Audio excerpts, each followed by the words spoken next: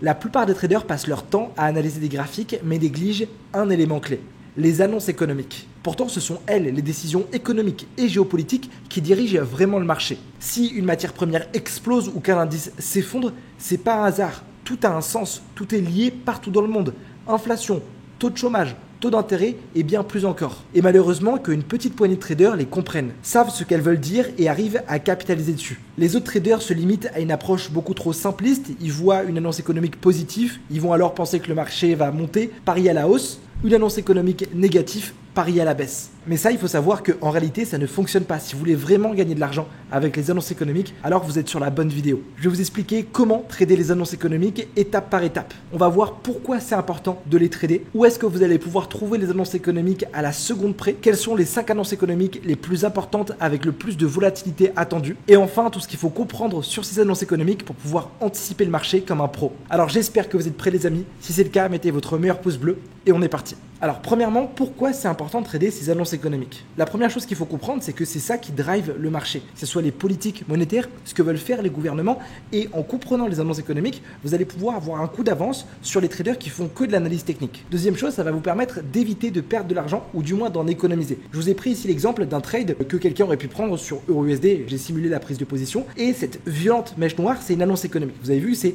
ultra violent. Eh bien, il faut savoir que lorsque vous mettez un stop loss sur une annonce économique, la plupart du temps, le marché est tellement violent que votre stop loss ne sera pas touché. C'est-à-dire que là, le stop loss était à 1.04620. Le mouvement va être tellement violent que le broker va peut-être déclencher le stop loss 20, 30 pips plus bas. Et donc, le problème, c'est que si vous n'avez pas compris cette annonce économique, que vous ne l'aviez pas anticipée, vous arrivez avec un risque normal sur le marché et vous retrouvez à perdre 5 fois plus que votre risque habituel, voire même cramer votre compte. En comprenant et en anticipant les annonces économiques, ça nous arrivera jamais et même on arrivera à capitaliser dessus. Alors, où suivre les annonces économiques? Moi, le site que j'utilise pour vraiment avoir en temps direct tout ce qui se passe sur le marché, c'est le site Rentable Trader. Ça ressemble à ça, vous cliquez dessus et dans Outils, ici en haut à droite, vous allez retrouver calendrier économique. Donc vous tombez sur ce tableau qui est ultra simple, qui répertorie toutes les annonces économiques. Petite astuce, vous pouvez venir ici dans Filtre. Je vais vous inviter uniquement à mettre les annonces économiques hautes et moyennes. On s'en fiche des annonces économiques qui ont un très faible impact. Et ensuite, si ce n'est pas déjà fait,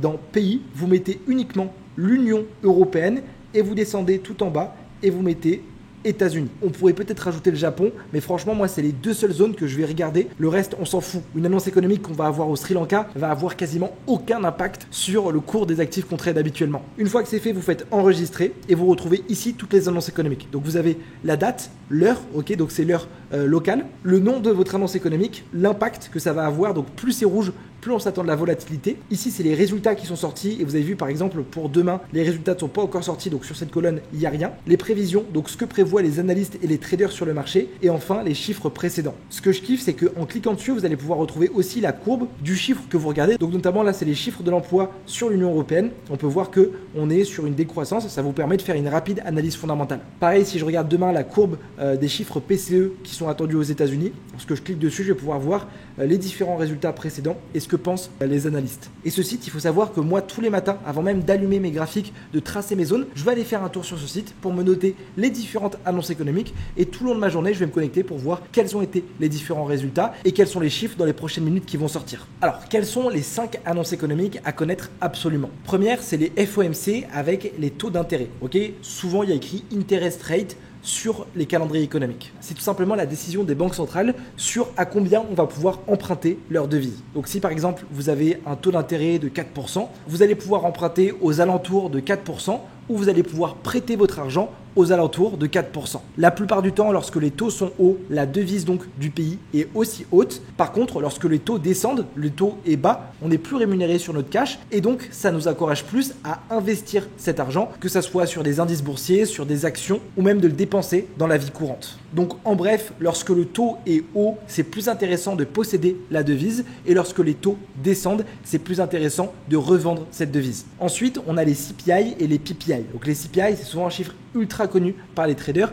parce que c'est les chiffres de l'inflation et souvent on a une violente mèche sur le marché. Le but de chaque banque centrale, c'est d'avoir une inflation à peu près à 2%. Et donc, en jouant avec les taux, elle va pouvoir augmenter et diminuer la consommation. Et si par exemple, elle voit que l'inflation est beaucoup trop haute, la banque centrale va pouvoir augmenter ses taux pour lutter contre cette inflation. C'est notamment ce qui s'est passé après Covid. Tout le monde a commencé à dépenser son argent, les prix ont flambé, les banques centrales ensuite ont augmenté les taux pour contrer cette inflation. Une inflation, c'est quelque chose qui est bien lorsqu'elle est maîtrisée parce qu'elle permet d'avoir un pays en croissance. Par contre, il faut savoir que lorsqu'il y a beaucoup d'inflation, souvent c'est la population qui souffre parce que du coup tout coûte un petit peu plus cher, que ça soit faire de l'essence, faire ses courses, et donc le moral des ménages lorsque l'inflation est haute est souvent très bas. Ensuite, troisième annonce économique, c'est le PIB. Ça montre tout simplement la croissance économique du pays, et en fonction de comment évolue ce PIB, s'il est en croissance, s'il est en décroissance, ça montre que l'économie va bien, se porte mieux, continue de grossir, ou qu'au contraire, il y a un problème. Quatrième annonce économique, c'est les NFP, donc c'est les chiffres de l'emploi aux États-Unis. Ces chiffres, ils sont aussi liés à l'inflation et au taux directeur, parce que plus il y a d'emplois qui sont créés, plus il y a d'Américains qui vont avoir un salaire et qui vont pouvoir dépenser ce salaire. S'ils dépensent ce salaire, ça fait plus d'argent qui rentre dans l'économie, mais ça fait aussi plus d'inflation. Donc ces chiffres vont avoir aussi un impact direct sur le cours du dollar et de toutes les devises qu'on va trader. Et enfin, dernière annonce économique, c'est les retail sales, qui sont tout simplement la dépense des consommateurs. Ça montre que les consommateurs ont plus d'argent et qui dépensent davantage. Forcément, c'est bon pour le pays et donc ça fait une croissance économique. A l'inverse, s'il n'y a aucun consommateur qui dépense et garde tous leur argent, c'est mauvais pour l'économie et ça entraîne un ralentissement. Alors, qu'est-ce qu'il faut comprendre de toutes ces annonces économiques? Le premier phénomène que je voulais vous parler, c'est le phénomène du pricing. En fait, c'est pas parce qu'un résultat va sortir et va être bon théoriquement que le marché va monter. Parce que la plupart du temps, ces news sont déjà pricées. C'est-à-dire que les investisseurs savent déjà que ça va être ce résultat, ont déjà pris des positions en fonction de ça, et donc le marché n'aura aucun impact. Il y a une phrase qui est très courante, surtout en crypto, c'est buy the rumor, sell the news. C'est-à-dire que les traders vont prendre position avant les news, lorsque c'est encore une prévision, et lorsque la news est sortie, ils vont revendre leur position en profit. Deuxième phénomène, du coup, c'est la surprise économique. C'est-à-dire que là, pour le coup, il va y avoir une grosse différence entre les résultats qui sont attendus, et c'est là qu'on va avoir un violent mouvement sur le marché. C'est ça qui fait réellement bouger le prix, et les plus gros mouvements que vous allez avoir, c'est pas parce qu'un chiffre qui est sorti est très bon, c'est parce que c'est un chiffre qui n'était pas du tout attendu, et que les investisseurs ne l'avaient pas pricé. Alors, quels sont les conseils pour trader ces annonces économiques? La première des choses, c'est que je vais vous inviter à attendre que l'annonce économique respire. Rentrer avant l'annonce économique, c'est beaucoup trop dangereux. C'est du casino et vous savez pas ce que le marché va faire. Surtout que des fois, notamment les NFP, il y a des annonces économiques qui partaient bullish, c'est-à-dire que le marché explose et ensuite vient corriger et liquider tous les investisseurs. Bref, c'est des essuie-glaces et si vous rentrez sur ce genre de position,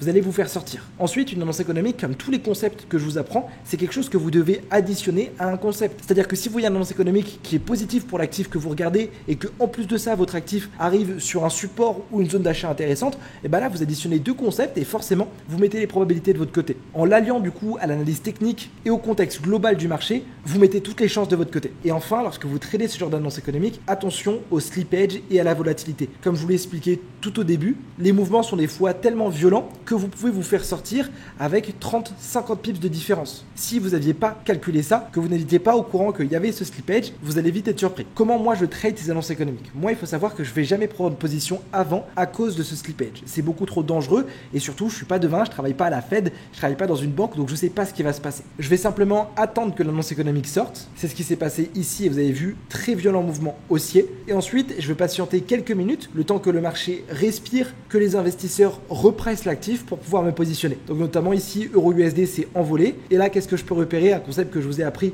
il y a quelques semaines, j'ai une zone d'imbalance. Donc ok, la news était bullish pour EURUSD. Je sais que je dois continuer à trouver des achats pour être en tendance. J'ai un niveau de support qui est mon imbalance. Et bien je vais pouvoir potentiellement attendre une réaction dessus, comme ce qui s'est passé ici, m'ouvrir un petit achat, surtout que c'est toujours sur ma session américaine, donc toujours sur les créneaux volatiles. Et vous avez vu, si vous aviez pris l'achat ici, il aurait payé, vous auriez pu encaisser 65 pips avec un beau trade à 3 de risk reward. C'est plutôt comme ça que je vais m'en servir. Je ne vais jamais ouvrir une position avant, je vais attendre que le prix respire et me positionner avec les stratégies que j'ai déjà. Alors j'espère que vous avez kiffé cette petite vidéo sur comment comprendre les annonces économiques. Si c'est le cas, mettez votre meilleur pouce bleu. Et puis si vous voulez avoir accès à tous mes trades et à toutes mes stratégies en direct, je vous invite à cliquer sur le premier bouton juste en bas.